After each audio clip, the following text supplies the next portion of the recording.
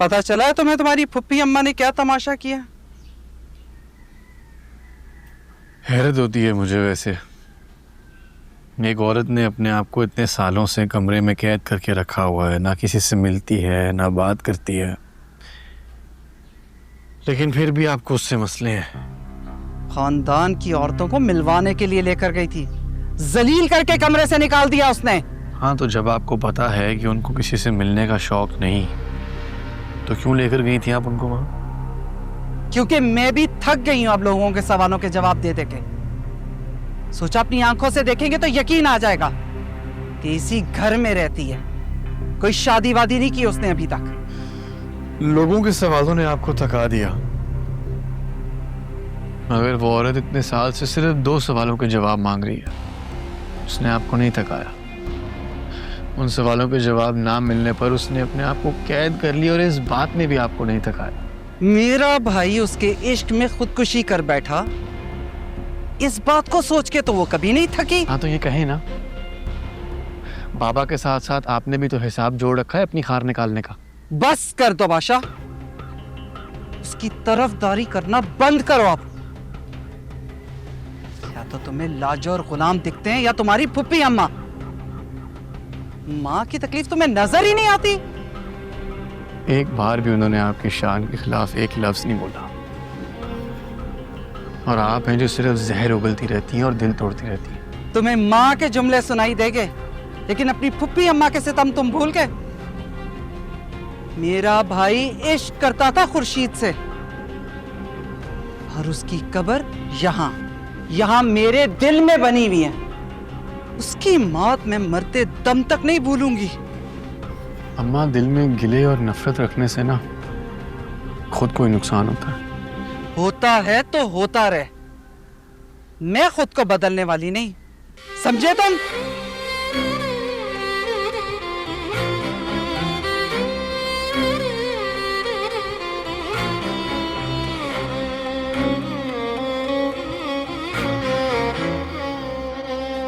बाबा, ये ना soup P ले, थोड़ी जान आ जाएगी। आप नहीं नहीं बेटा, अब बिल्कुल मन नहीं कर रहा। अजीब सी मतली सी महसूस हो रही है, और शायद दवाइयों की वजह से भारीपन महसूस हो रहा है। बाबा, मुझे लगता है आपने ना उस डॉक्टर की बातों को दिल पर ले लिया है। आपको याद है मेरी सहेली सबा, उसके भाई के साथ भी ना कुछ ऐसा ही हुआ था। पहले डॉक्टर ने उसको बातों में लगाया और फिर उसको हॉस्पिटल पहुंचा दिया और फिर उसका गुर्दा निकाल लिया। मुझे भी ये डॉक्टर ना कुछ इसी टाइप का लग रहा है। बेटा, अब ये गुर्दे का डॉक्टर नहीं था, कार्डियोलॉजिस्ट था, हार्ट का डॉक्टर। लेकिन बाबा, जात तो डॉक्टर की ही थी ना, कैसा भरोसा। आप ना ये सूप पिएं, और अल्लाह ना करे अगर आपकी तबीयत ख़राब हो गई, साथ में वो हकीम साहब है ना, हम उसके पास चले जाएंगे। अच्छा रख दो, मैं थोड़ी देर बाद पी लेता हूँ।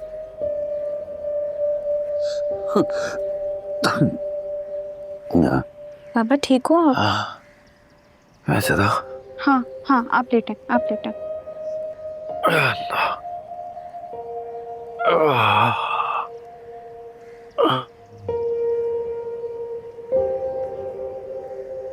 मैं ठीक हूँ, परेशान ना हो, मैं ठीक हूँ, बस थोड़ा आराम करता हूँ।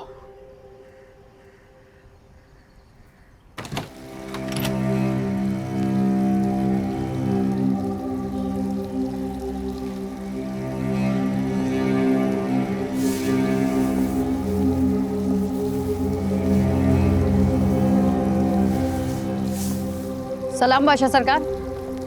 वालेकुम अस्सलाम नजो। अम्मा पप्पो ने खाना खाया है? नहीं सरकार। लेकर आओ खाना। जी।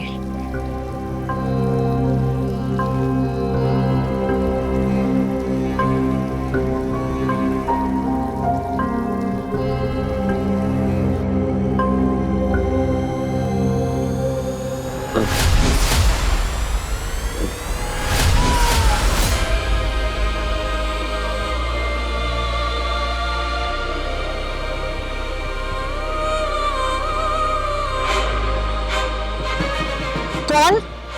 अम्मा पप्पो मैं हूँ। आ जाओ।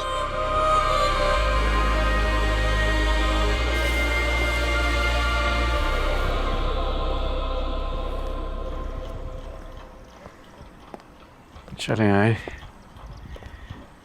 दोनों मिलके बैठ के खाना खाते हैं।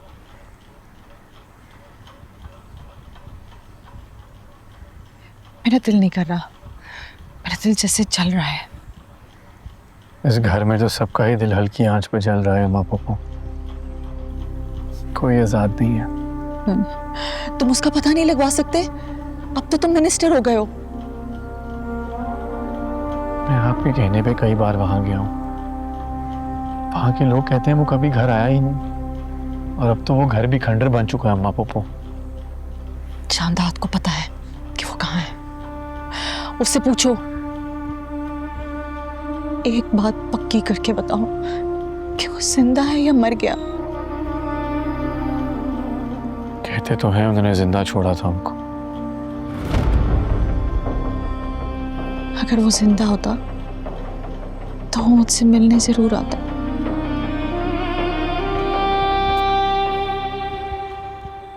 मैं ये कैसे सोच सकती हूँ कि उसे कुछ हो सकता है।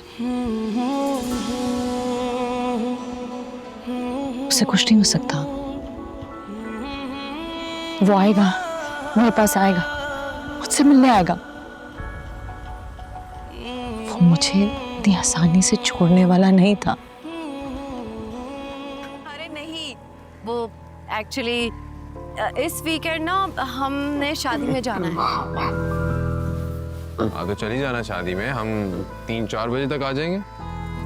ये मोहब्बत इतनी कमजोर कैसे पड़ सकती है कि वो मुझसे बगैर मिलने चलती है।